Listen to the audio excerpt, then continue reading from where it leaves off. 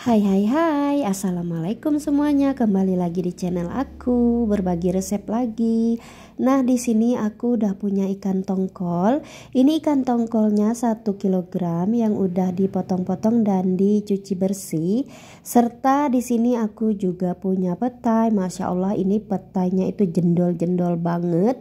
Ini petainya yang super duper tua. Nah, kali ini kita akan masak ikan tongkol sambal goreng pete. Yuk, langsung aja ke bahan-bahannya.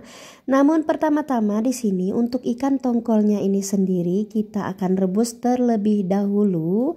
Jadi untuk bumbu merebus ikan tongkolnya ini agar untuk menetralisir aroma amis atau anyir dari ikan tongkolnya, di sini saya tambahkan 3 lembar daun salam dan juga 1 sendok teh garam.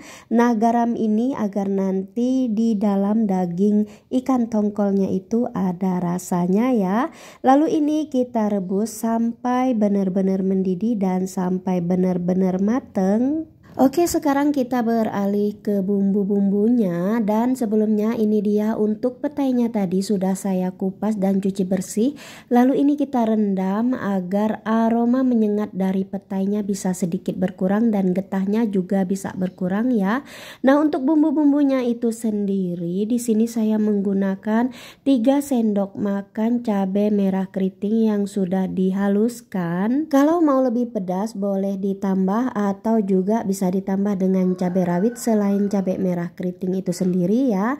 Nah, untuk bumbu-bumbu selanjutnya di sini ada bawang merah. Semakin banyak bawang merah yang kita gunakan akan semakin wangi nanti aroma sambalnya ya. Lalu kemudian 1 siung bawang putih, 3 lembar daun salam, 1 ibu jari laos dan 6 buah tomat merah. Serta tentu saja seasoning lainnya ya seperti garam, gula dan penyedap. Oke, di sini untuk ikannya yang kita rebus tadi sudah mendidih dan ini sudah mateng.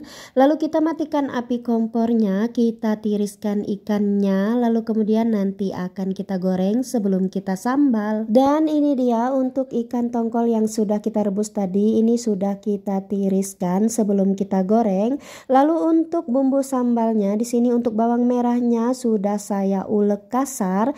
Kalau teman-teman mau ulek dengan sangat halus juga boleh banget, tapi menurut saya bawang merah yang diulek kasar seperti ini ketika kita tumis nanti aroma bumbu sambalnya akan menjadi sangat wangi sekali. Sementara untuk bawang putih dan laosnya cukup digeprek saja ya. Oke, lanjut, sekarang kita akan goreng ikannya. Pertama-tama siapkan minyak secukupnya, lalu kemudian biarkan minyaknya panas dan beri sedikit tepung agar nanti ketika kita menggoreng ikannya tidak muncrat kemana-mana si minyaknya. Lalu untuk ikannya itu sendiri menggorengnya cukup sampai kokoh saja bagian luarnya ya. Jadi tidak perlu menggoreng ikannya sampai benar-benar garing. Karena toh ini ikannya udah mateng, tujuan kita menggoreng ikannya seperti ini agar nanti ketika kita bolak-balik di saat menyambalnya ikannya tidak mudah hancur. Dan kalau sudah selesai digoreng dan kokoh kedua sisinya, lalu kemudian ikannya siap untuk kita angkat, lalu kita tiriskan dari minyaknya, lalu kemudian kita siap untuk membuat sambalnya. Dan untuk menumis bumbu sambalnya itu sendiri, di sini saya menggunakan minyak yang bekas menggoreng ikan tadi ya. Namun terlebih dahulu sudah saya saring dan buang yang ada sisa-sisa tepungnya, takutnya nanti akan membuat sambal kita menjadi pahit. Oke, sekarang kita tunggu minyaknya sampai benar-benar panas. Setelah minyaknya benar-benar panas, lalu kemudian kita masukkan terlebih dahulu untuk cabai merah keriting yang sudah halus. Kita aduk-aduk sebentar, kemudian tambahkan juga untuk bawang merah yang sudah kita ulek kasar. Tumis sebentar sampai beraroma harum, lalu kemudian kita masukkan juga untuk bawang putih geprek, laos geprek dan juga daun salam. Lalu kemudian kita masak semua bumbu ini sampai benar-benar matang, sampai benar-benar wangi dan tidak ada lagi aroma langu. Dan ini setelah dimasak, diaduk-aduk sampai bumbunya tadi benar-benar matang, ini aromanya sudah benar-benar wangi sekali dan bumbu tumisannya juga sudah terpisah dari minyaknya serta sudah banyak mengeluarkan buih-buih. Itu tandanya bumbunya udah benar-benar mateng.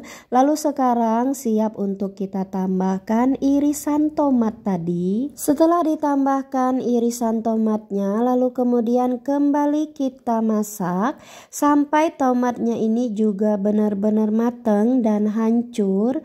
Agar tomatnya bisa lebih mudah matang dan hancur, ini kita bantu bejek-bejek seperti ini ya. Mungkin teman-teman sekalian ada yang bertanya atau ada yang komentar, kenapa tidak sekalian saja si tomatnya ini ditumis berbarengan dengan cabenya tadi. Nah, itu tujuannya untuk menghindari aroma langu dari cabenya ya. Jadi kita matengkan terlebih dahulu sampai benar-benar mateng untuk cabenya dan tidak ada lagi aroma langu, baru kemudian kita matengkan terpisah untuk tomatnya. Jadi sambelnya ini benar-benar bebas dari aroma langu bumbu ya.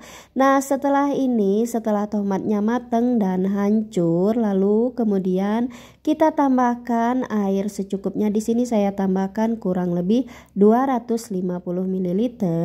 Lalu kemudian kita masak kembali sampai airnya ini mendidih dan sedikit menyusut sehingga terlihat nyemek-nyemek seperti ini. Nah, setelah seperti ini lalu kemudian kita tambahkan seasoningnya, yaitu garam, gula pasir, kaldu bubuk dan juga penyedap. Boleh di skip bagi yang tidak suka pakai penyedap ya. Dan untuk rasa asinnya, penggunaan garamnya tentu saja disesuaikan dengan selera masing-masing ya. Lalu kemudian untuk penggunaan gulanya, rasa manisnya juga disesuaikan dengan selera masing-masing. Namun untuk ikan tongkol sambal goreng petai ini cenderung harus ada rasa sedikit manis, namun manisnya itu masih normal ya. Jadi pedas, asin, asam dan manisnya itu harus benar-benar seimbang. Jadi silakan koreksi rasa sendiri ya. Nah, jika rasanya sudah pas menurut teman-teman masing-masing, lalu kemudian di sini udah siap untuk kita tambahkan petainya tadi. Setelah petainya masuk, lalu kemudian ini kita masak sampai tekstur petainya itu kira-kira setengah mateng. Setelah petainya setengah mateng, kemudian kita masukkan ikan tongkol yang sudah kita goreng tadi. Aduk-aduk sampai tercampur merata dengan bumbunya, usahakan terendam ya.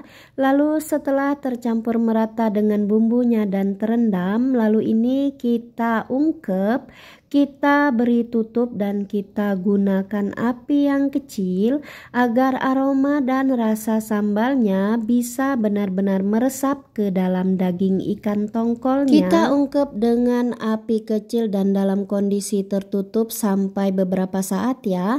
Namun sesekali dibuka tutupnya dan diaduk untuk memastikan bahwa di bagian bawahnya tidak gosong. Lalu jika dipastikan sudah benar-benar meresap rasa bumbunya, kemudian siap untuk dimatikan api kompornya. Dan ikan tongkol sambal goreng petai kita siap dipindahkan ke piring saji. Dan ini aroma sambal goreng petainya benar-benar menggugah selera makan banget. Pecinta petai wajib banget recook resep yang satu ini ya. Dan juga jangan lupa segera siapkan nasi panasnya, karena ikan tongkol sambal goreng petai ini cocok banget kalau dinikmati atau disantap bersama nasi hangat atau nasi panas. Dijamin bisa bikin tambah-tambah nasi dan dijamin nasi satu mejikom bisa cepat habis loh. Oke, demikian untuk share resep masakan kali ini, yaitu ikan tongkol sambal goreng petai. Terima kasih banyak untuk yang udah nonton ya. Semoga resepnya bisa bermanfaat dan bisa menginspirasi. Jangan lupa bantu channel ini bisa lebih berkembang ya, dengan cara like, comment, share, dan yang belum subscribe, bantu subscribe serta tekan tanda lonceng notifikasinya ya. Sampai ketemu di video-video resep-resep masakan yang insya Allah bermanfaat berikutnya ya. Assalamualaikum warahmatullahi wabarakatuh. Bye bye.